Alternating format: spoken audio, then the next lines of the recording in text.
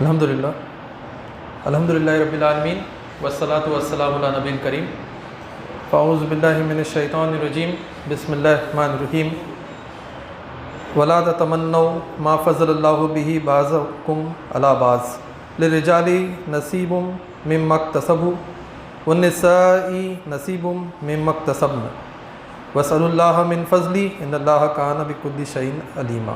صدق اللہ العظیم۔ رب اشرح لی صدری ویسر لی امری واحلل من لسانی یفقهوا قولی اللہم ارنا الحق حقا وارزقنا اتباعہ وارنا الباطل باطلا وارزقنا اجتنابہ آمین۔ وذکر فإن الذکریٰ تنفع المؤمنین۔ السلام علیکم ورحمۃ اللہ وبرکاتہ۔ آپ کے پروگرام کاپی کے حساب سے تو میرے پاس جو ہے وہ ٹائم ختم ہو گیا ہے، 2 ہی منٹ باقی ہے تو میں تھوڑا آگے بڑھاؤں گا اس کو، ہے نا، لیٹ شروع کیا تھا۔ بہرحال قناعت پسندی یعنی جتنا اللہ نے دیا ہے اس میں خوش رہنا، جتنا اللہ نے جو ہے ہمیں حلال روزی دی ہے، جتنا ہمارے لیے میسر کیا ہے اس سے ہم جو ہے وہ سیٹسفائیڈ رہے، کنٹینٹ رہے، اسے قناعت پسندی کہتے ہیں۔ ایک حدیث جو ہے میں پڑھ رہا تھا ابھی بیچ میں، کلام نبوت میں حضرت علی رضی اللہ عنہ سے مروی ہے، بحقی کی حدیث ہے۔ اللہ کے رسول صلی اللہ علیہ وسلم فرماتے ہیں کہ جو اللہ سے کم رزق پہ راضی ہو جائے، اللہ اس کے کم اعمال سے راضی ہو جاتا ہے۔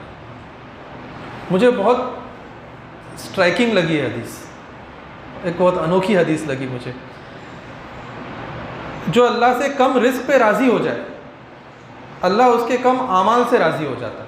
دیکھیے ہم قرآن میں پڑھتے ہیں کہ جہنم میں کون جائے گا اور جنت میں کون جائے گا، ان الذین کفروا اور ان الذین آمنوا وعملوا الصالحات۔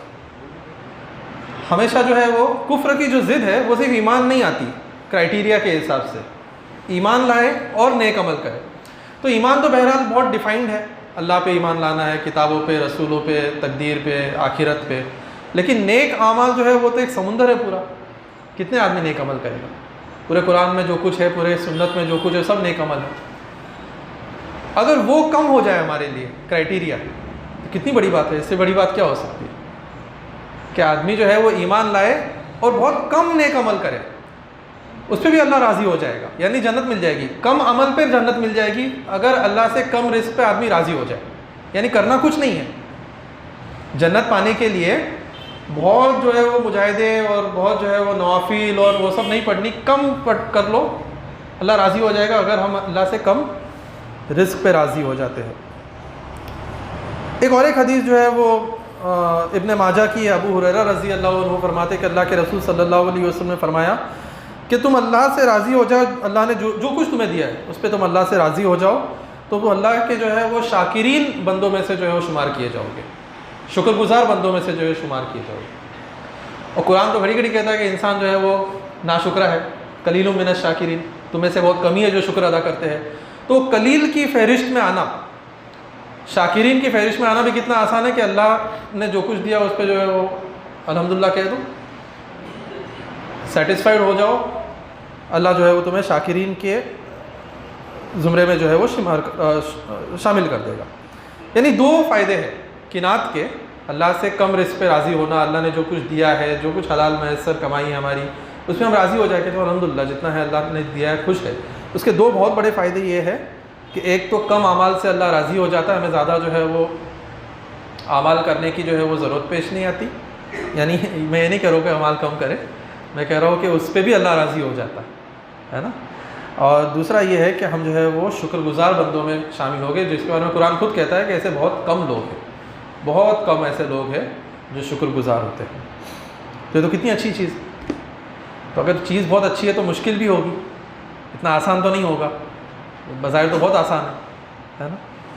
آسان نہیں ہے، آسان اس لیے نہیں ہے کیونکہ انسان کی فطرت میں جو ہے یہ چیز نہیں ہے نا۔ متفق علیہ حدیث ہے بخاری اور مسلم کی، اللہ کے رسول صلی اللہ علیہ وسلم فرماتے ہیں، انس بن مالک رضی اللہ عنہ سے مروی ہے کہ آدم کے بیٹے کو اگر ایک سونے کی وادی دی جائے تو وہ دوسرے کی خواہش کرے گا۔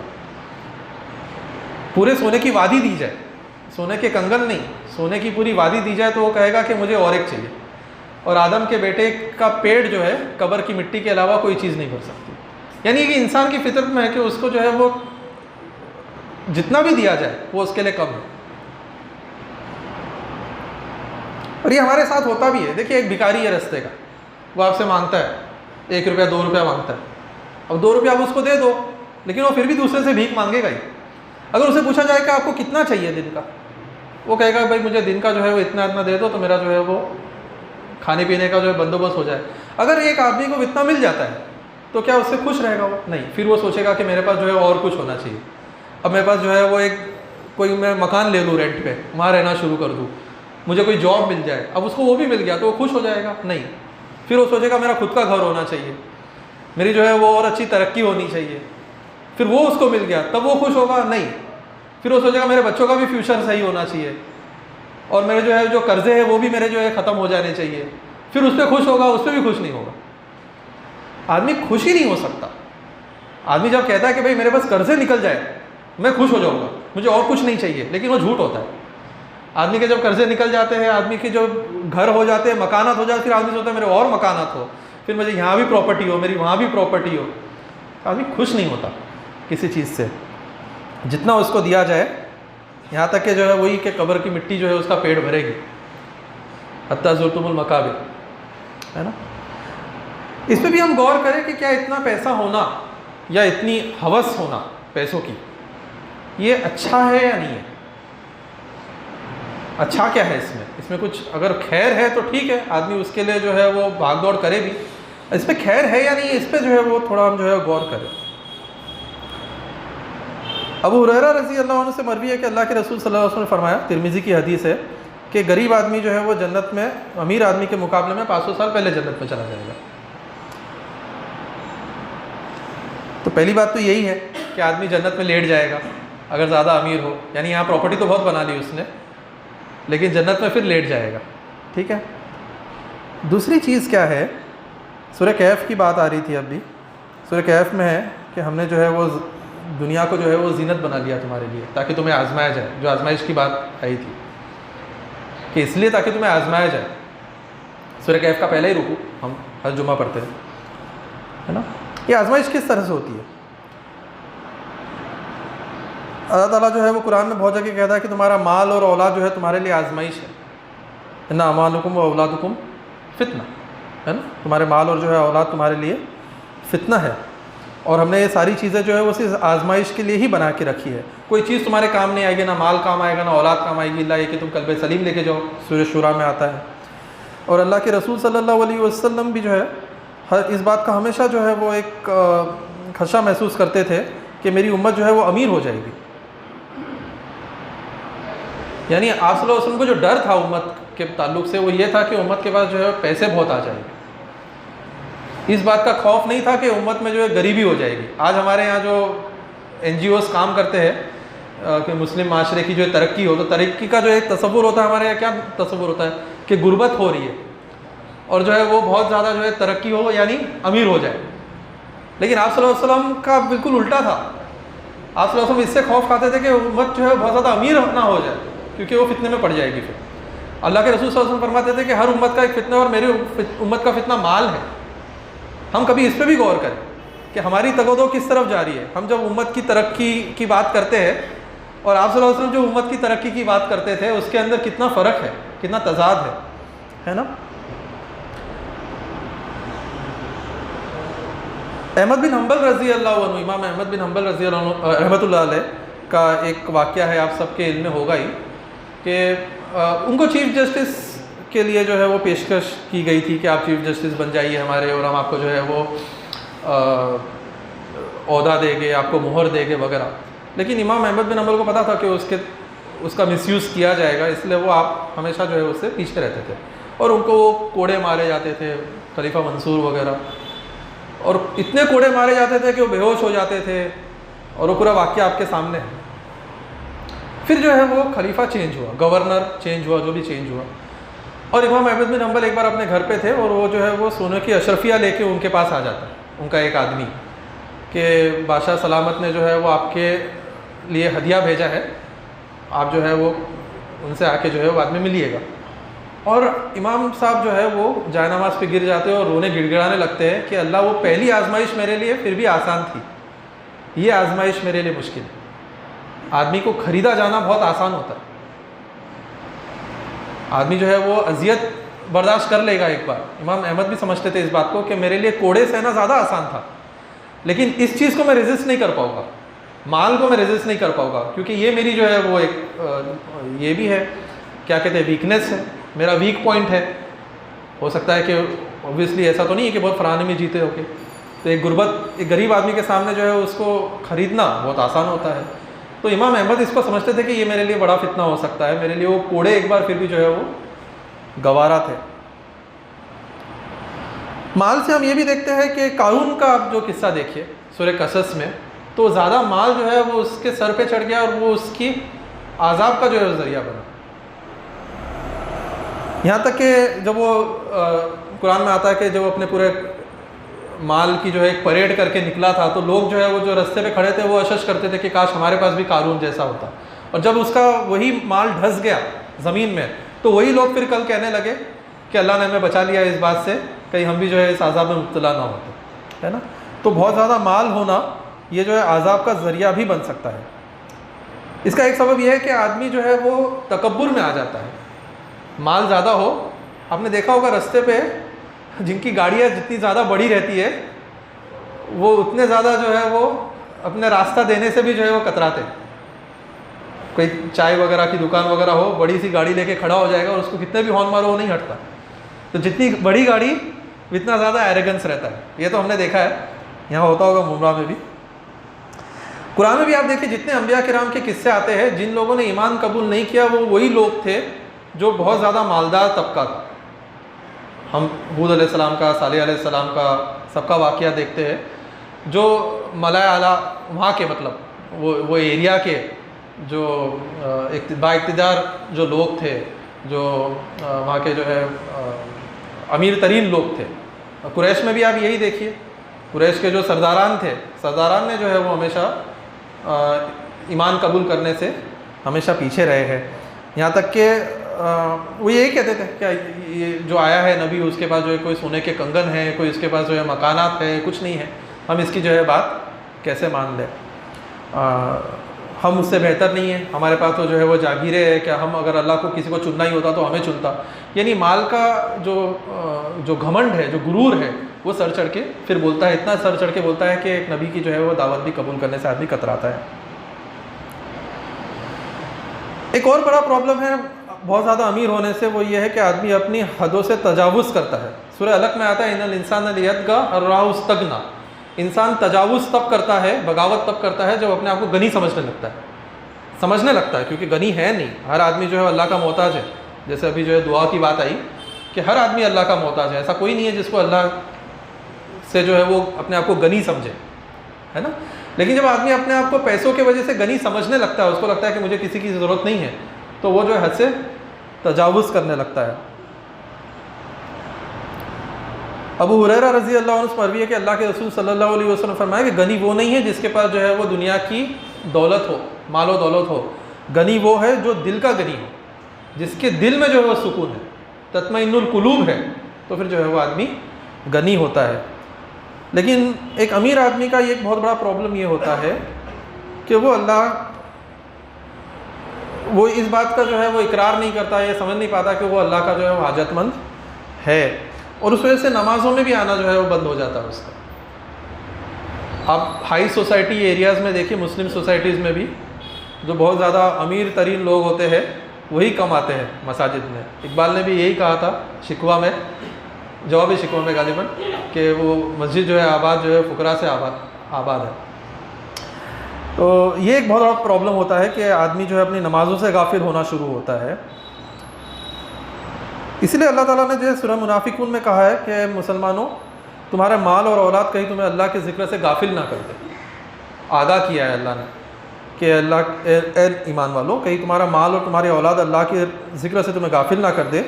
اور جو کوئی اللہ کے ذکر سے اس طرح سے غافل ہوگا، یہ وہی لوگ ہیں جو گھاٹے میں رہیں گے. اور سورہ نور میں ایسے لوگوں کی تعریف کی ہے جن کے مال اور اقتدار جو ہے ان کو اللہ کی راہ سے جو ہے وہ غافل نہیں کرتے. ایسے لوگ جن کو ان کی تجارت اور ان کے مال اور ان کی جو ہے وہ بزنس اللہ کی یاد سے غافل نہیں کرتے، اور نمازوں سے غافل نہیں کرتے، اور زکوٰۃ سے غافل نہیں کرتے، ایسے لوگوں کی اللہ تعالیٰ نے جو ہے وہ سورہ نور میں تعریف کی ہے. اس کا کوئی ایگزامپل جو سیرت سے ہمیں ملتا ہے اور اس کا ذکر جو ہے وہ سورہ توبہ میں بھی ہے.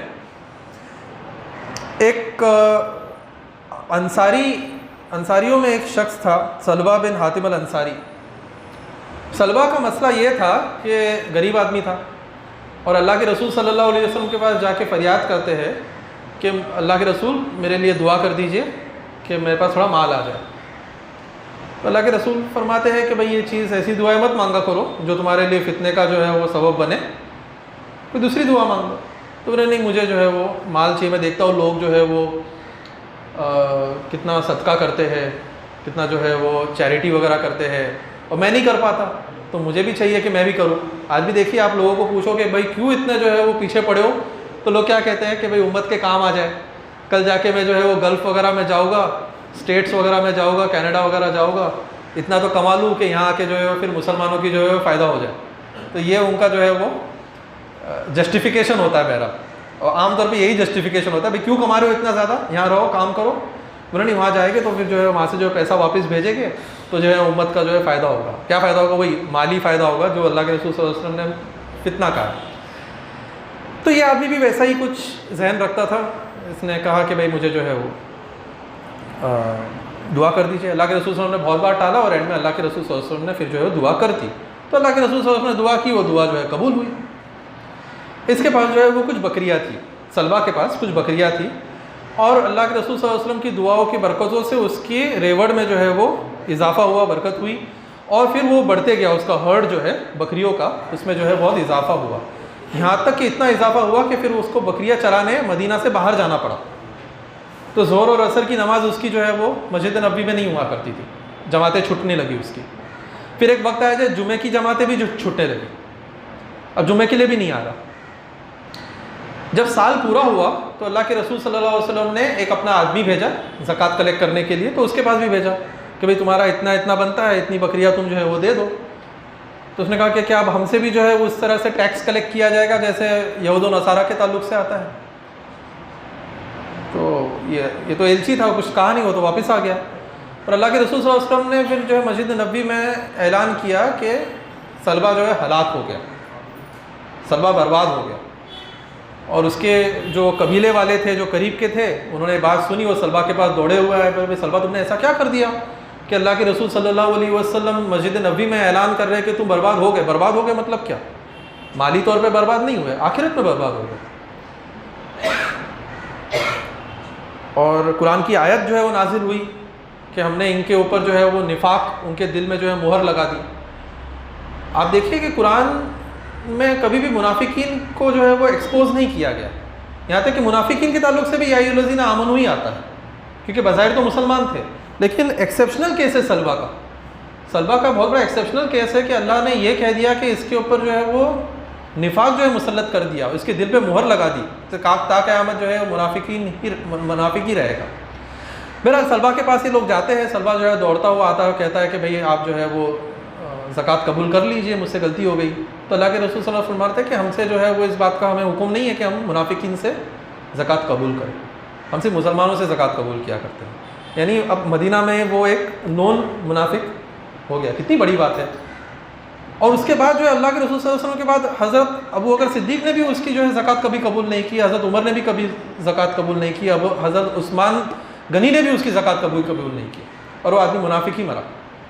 بات کہاں شروع ہوئی تھی کہ مجھے پیسہ اس لیے چاہیے تاکہ میں چیریٹی کر سکوں, تاکہ میں اچھا کام کر سکوں, ہے نا, دان دھرم کا کام کر سکوں. اور بات ختم کہاں ہوتی ہے کہ جو ہے وہ سرٹیفائڈ منافق بن جاتا ہے. تو اس لیے ہم کیا دعائیں مانگتے ہیں اور مال کے تعلق سے ہمارے کیا, کم سے کم ہم خود سے تو جھوٹ نہ بولے, ہم کیوں مال کمانا چاہتے ہیں, ہے نا. نیک نیتی ہو الحمدللہ اچھی بات ہے, لیکن ایسے قصے گزرے ہیں اور قرآن میں بھی اس کا پھر ہمیں ذکر ملتا ہے. تو اس کا سلوشن کیا ہے؟ مال تو ہر آدمی کو چاہیے, بنا مال کے تو آدمی جو ہے جی نہیں سکتا, کاروبار کرنا ہی ہے.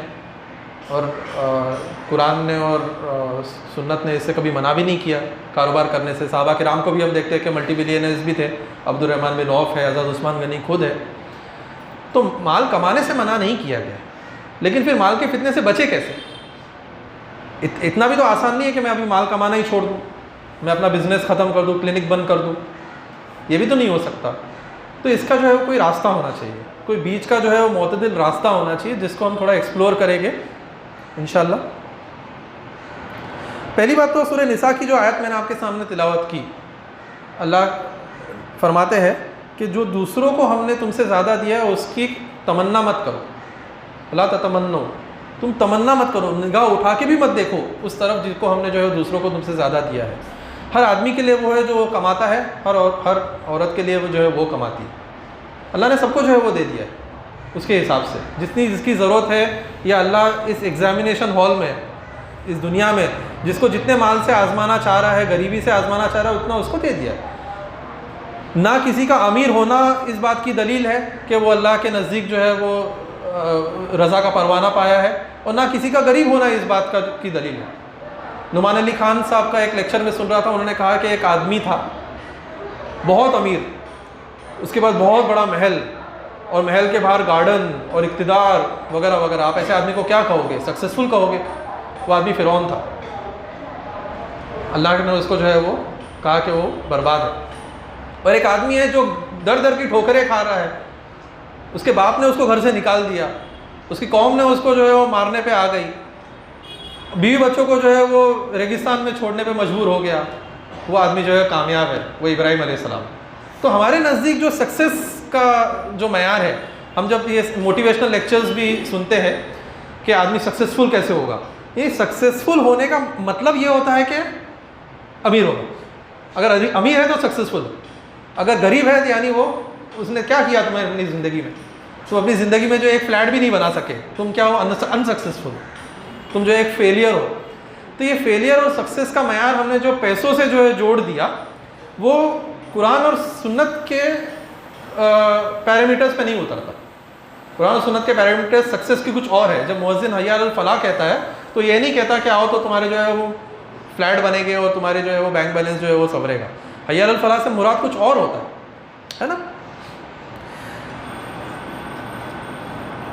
دوسری بات یہ بھی ہے کہ دنیا میں ہم کتنا بھی کما لیں، اس کی حقیقت کچھ زیادہ ہوتی نہیں ہے۔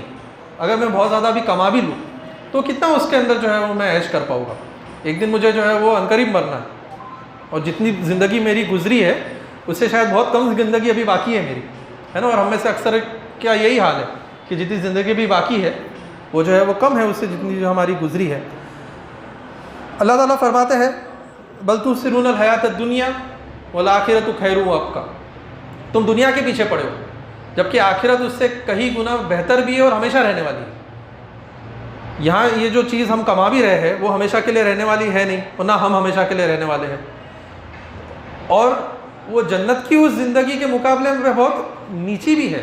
بل تؤثرون الحیات الدنیا، دنیا کا مطلب ہی نیچے کی چیز ہوتی ہے، ادنا، نیچے کی چیز، گھٹیا چیز، ٹھیک ہے۔ تو اس کے پیچھے ہم پڑے ہوئے ہیں، کیوں نہ ہم اس چیز میں انویسٹ کریں جو ہمیں کل کام آئے گا۔ یا ایھا الذین آمنوا اتقوا اللہ ولتنظر نفس ما قدمت لغد، ہر نفس یہ دیکھے کہ اس نے کل کے لیے کیا انویسٹ کیا ہے، نہ کہ یہاں کے لیے انویسٹ کے اندر جو ہے اپنی زندگی جو ہے وہ کھپا جائے۔ مال کی حقیقت کیا ہے؟ ابو ہریرہ رضی اللہ عنہ سے مروی ہے کہ اللہ کے رسول صلی اللہ علیہ وسلم نے فرمایا کہ بندہ، اللہ کا بندہ کہتا ہے کہ میرا مال میرا مال، جبکہ اس کا مال صرف وہی ہے جو اس نے کھا کے ختم کر دیا یا پہن کے ختم کر لیا یا صدقہ دے کے آگے بھیجا۔ جو میں پہن کے ختم کرتا ہوں، خرچ کرتا ہوں اپنے اوپر، یا کھانا وانا کھاتا ہوں وہ میرے باڈی پہ لگتا ہے، وہ میرا مال تھا، وہ میں نے ختم کر دیا۔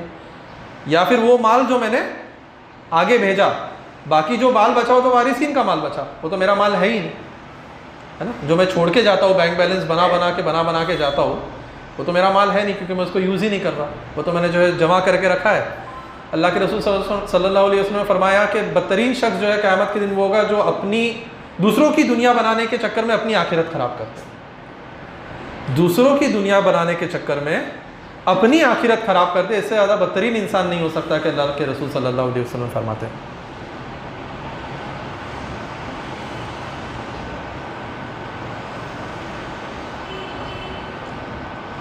جیسے بھی مان لیجئے میں یہاں سے شفٹ ہو رہا ہوں اور مجھے جو ہے دبئی میں فلیٹ لینا ہے، اب میرے پاس جتنا یہاں پیسہ ہے تو میں کوشش کروں گا کہ دبئی میں انویسٹ کروں، کیونکہ فلیٹ مجھے وہاں لینا ہے، نہ کہ میں یہاں جو ہے انویسٹ کروں۔ تو ہمیں جہاں ہمیشہ کے لیے رہنا ہے، ہماری پرماننٹ ریسیڈنس جہاں ہمیں بنانا ہے، اس کے لیے جو ہے وہ انویسٹ کریں، اس کی طرف ہمارا جو ہے وہ دھیان زیادہ ہونا چاہیے. وہ حدیث آپ کو پتہ ہے, حضرت عائشہ رضی اللہ عنہا نے کو پوچھا اللہ کے رسول صلی اللہ علیہ وسلم نے کہ وہ بکری ذبح ہوئی تھی تو کیا باقی رہ گیا؟ تو حضرت عائشہ نے کیا کہا؟ وہ کھر باقی رہ گیا.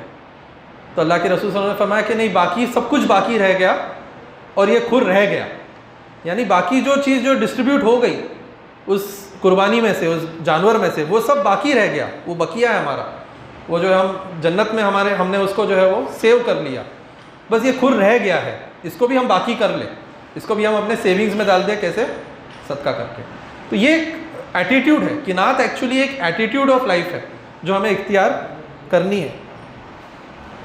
سورہ عنکبوت کی آخری آیت میں اللہ تعالیٰ فرماتے ہیں 60 نمبر کی آیت میں کہ کتنے ہی ایسے جانور ہیں جو اپنا رزق لے کے نہیں پھرتے, اللہ انہیں بھی کھلاتا ہے, تمہیں بھی کھلائے گا. عیسیٰ علیہ السلام نے کہا تھا ہمارا توکل کم سے کم جو ہے وہ پنچھیوں کی طرح تو ہو کہ صبح خالی پیٹ نکلتے ہیں اور شام کو جو ہے اللہ ان کا پیٹ بھر کے ان کو واپس کر دیتا ہے. ہمارا تو اتنا بھی توکل نہیں ہے. ہم یہ سوچتے ہیں کہ جب تک ہم جو ہے وہ بزنس نہیں کریں گے یا پھر وہ جو ہے اپنے آپ کو پورا جو ہے وہ 10 گھنٹہ 12 گھنٹہ نہیں لگائیں گے تب تک اللہ ہمارا پیٹ نہیں بھرنے والا. تو یہ تو کہیں نہ کہیں جو ہے وہ اللہ کے رازق ہونے پہ بھی جو ہے وہ نفی کرتا ہے نا. تو اللہ تعالیٰ فرماتا ہے کہ کتنی ایسے جانور ایسے ہیں جن کو ہم جو ہے رزق دیتے ہیں, جو اپنا رزق جو ہے اپنے لاد کے نہیں پھرتے. اللہ ان کو بھی دیتا ہے اور اللہ تمہیں بھی دیتا ہے, اور اللہ سننے والا اور جاننے والا ہے. تمہاری کیا حاجتیں ہے, تمہیں کتنی ضرورت ہے, وہ اللہ جو ہے وہ جانتا ہے. اللہ نے اپنے اوپر لیا ہے کہ کس کو کتنی جو ہے وہ ضرورت ہے وہ آدمی جو ہے وہ اس کو دے دے. جس دن ہمارا یہ عقیدہ بن جائے کہ اللہ مجھے رزق دینے والا ہے, جیسے ہمارے بچوں کا کم سے کم اتنا عقیدہ ہے کہ ابو لا کے دے دیں گے. بچوں کو ٹینشن نہیں رہتا ہے اس بات کا اسکول کی فیس کہاں سے آئے گی. بچہ کبھی ٹینشن لیتا ہے کیا بیٹھ کے کہ اسکول کی فیس کہاں سے بھرے گے, اب بکس کہاں سے آئے گی, اور شام کو ٹیبل پہ کھانا کہاں سے آئے گا؟ کوئی ٹینشن نہیں, ابو لا کے دے دے گے, امی جو ہے وہ خرید کے دے دے گی, ختم بات. اس کو سوچنا ہی نہیں ہے. اس کا کام کیا ہو, اپنا اسکول کا کرے, ہوم ورک کرے. جس دن ہمارے ذہن میں یہ چیز جو ہے وہ بیٹھ جائے گی کہ ہمارا رزق اللہ دینے والا ہے, اس دن ہم اپنے ساری صلاحیتوں کو کوئی اور چیزوں میں لگانا شروع کر دیں گے. اب مسئلہ کیا ہو رہا ہے, ہمارا پورا دھیان کیونکہ اسی میں جا رہا ہے, اس لیے نہ تحریک کے لیے ٹائم بچتا ہے ہمارے پاس, نہ کوئی کریٹیو چیز کے لیے ٹائم بچتا ہے, نہ کوئی ایکیڈمک انڈیورس کے لیے ہمارے پاس ٹائم بچتا ہے, کیونکہ پورا ذہن ہمارا اسی میں ہے کہ کس طرح سے میں جو ہے وہ دن دگنی اور رات چوگنی جو ہے ترقی کروں. دعاؤں میں بھی ہم یہی مانگتے ہیں.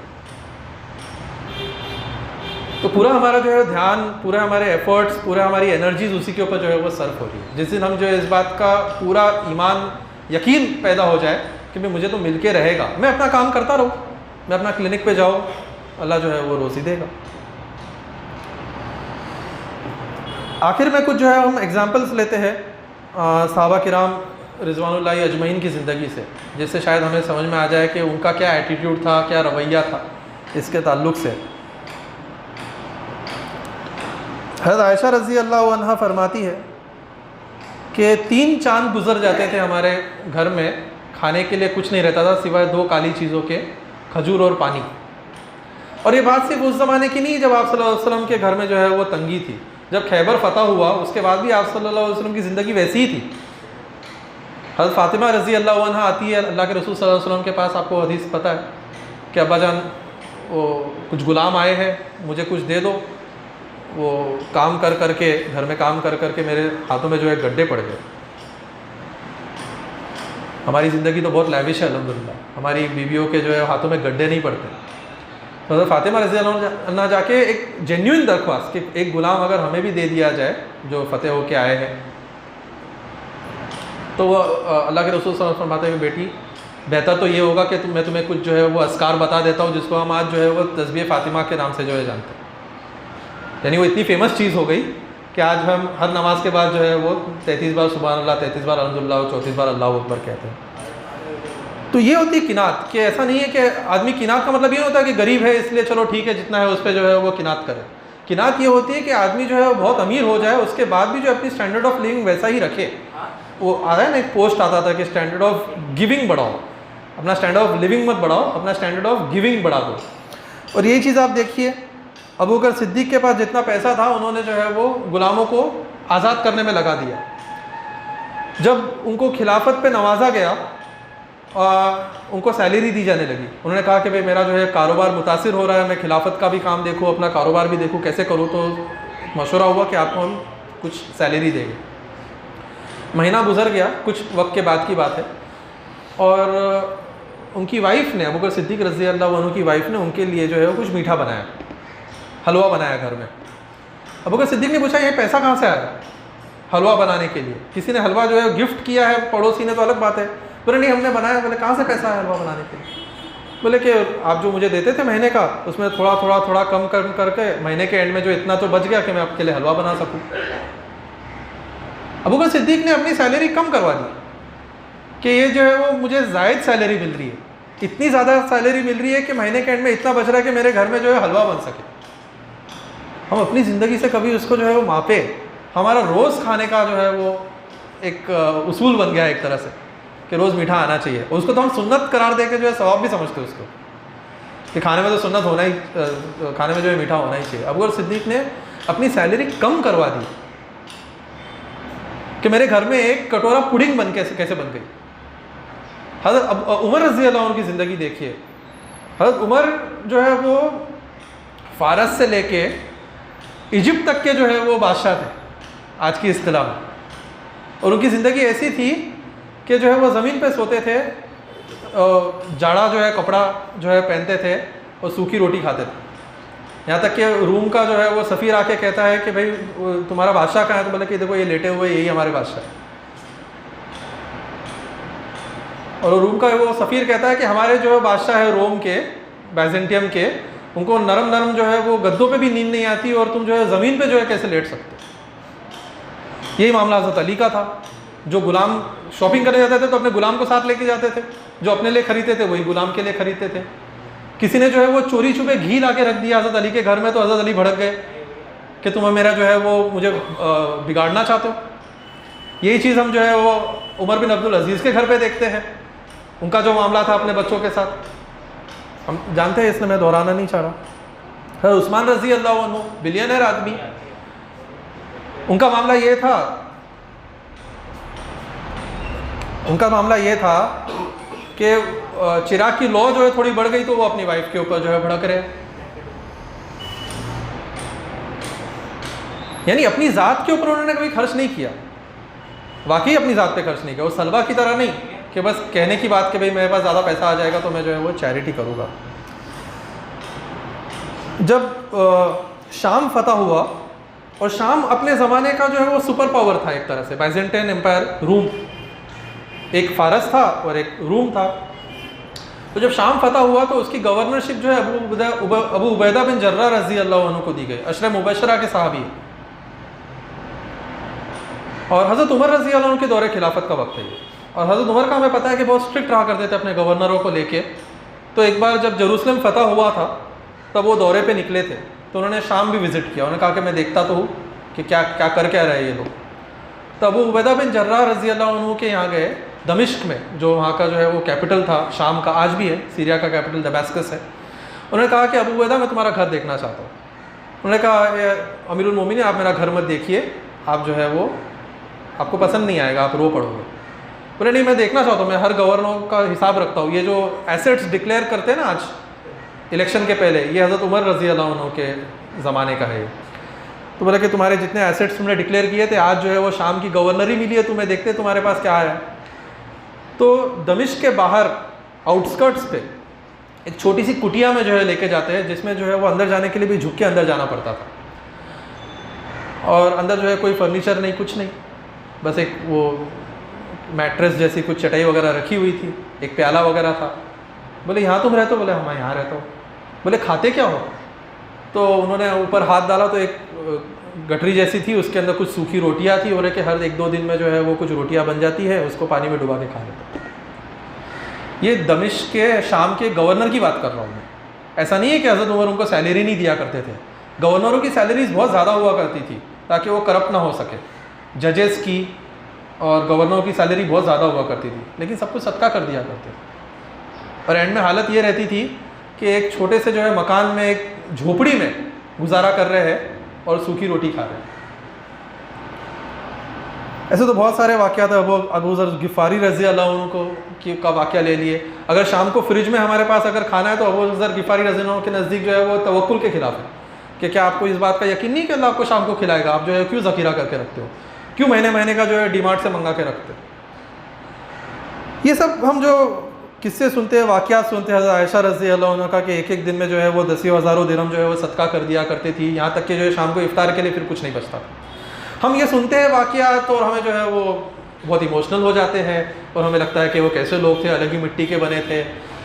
لیکن یہ واقعات اس لیے نہیں بیان کیے جاتے تاکہ ہم جو ہے ایموشنل ہو سکے، ہمارے جذبات جو ہے وہ جاگ سکے۔ یہ واقعات اس لیے بیان کیے جاتے ہیں کہ یہ لوگ کچھ سمجھ چکے تھے جو ہم سمجھ نہیں پا رہے۔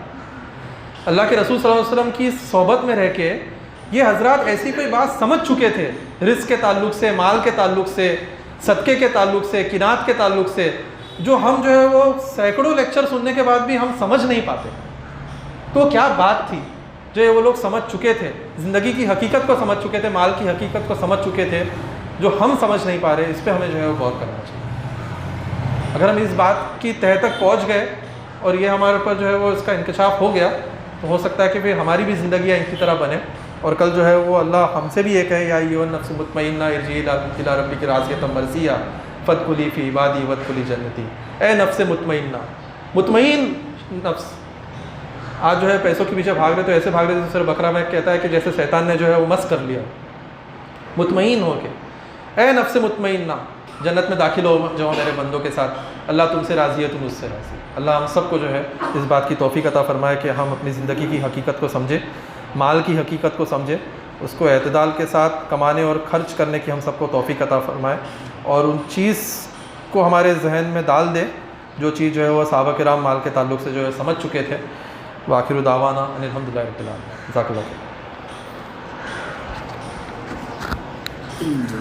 جزاک اللہ خیر ڈاکٹر صاحب، آپ نے بہت ہی اچھے انداز میں 50% اس عنوان کے تحت ہماری رہنمائی پیش کی۔ اب انشاءاللہ وقفہ ہوگا تو آپ لوگوں سے گزارش ہے اپنے ضروریات سے فارغ ہونے کے لیے